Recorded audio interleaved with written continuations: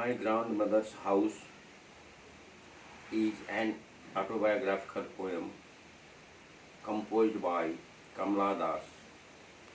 Kamala Das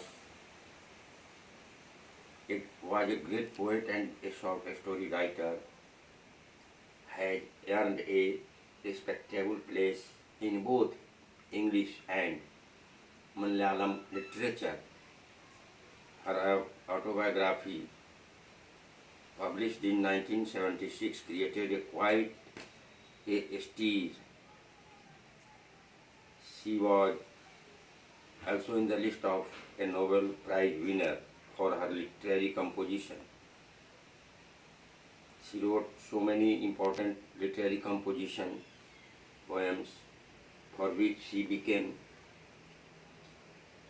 a rewarded, a famous poet.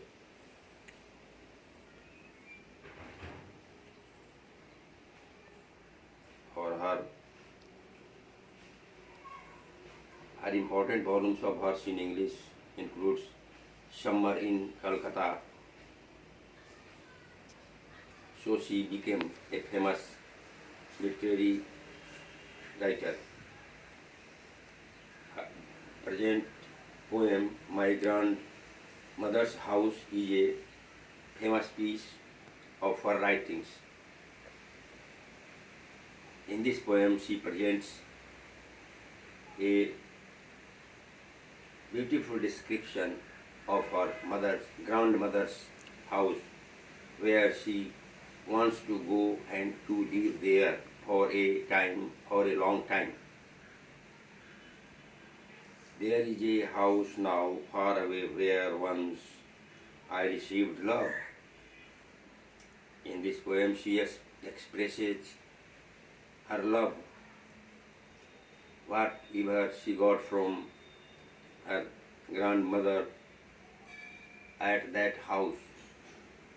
She received so much love and affection there. That woman died, but presently her grandmother is not alive, she is dead. The house withdrew into silence as next moved.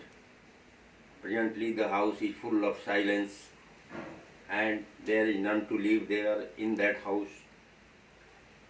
She expects that a snake would move there because there is none in the house presently.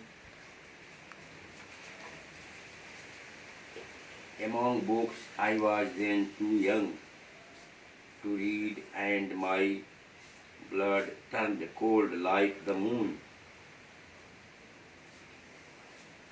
How often I think of going there to peer through blind eyes of windows, or just listen to the frozen air, or in wild despair pick an armful of darkness to bring it here to light.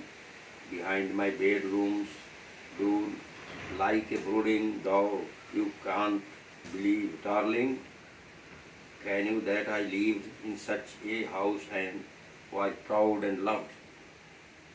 I who have lost my way and beg now at a stranger's doors to receive love, at least in a small change.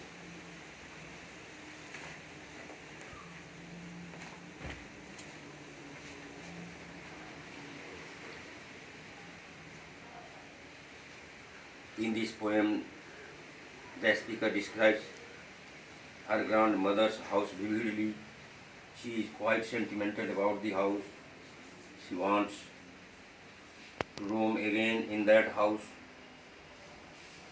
The poetess passionately yearns to go to great house and to look once again through its windows, which are blind. The house is now entirely deserted and no one can look through the windows. She looks to sit there by herself and to listen to the dreary music of blowing cold winter winds, which would revive memories of her dear dead grandmother The memory comes into her mind again and again about her dead grandmother. She wants to articulate her intense grief once again.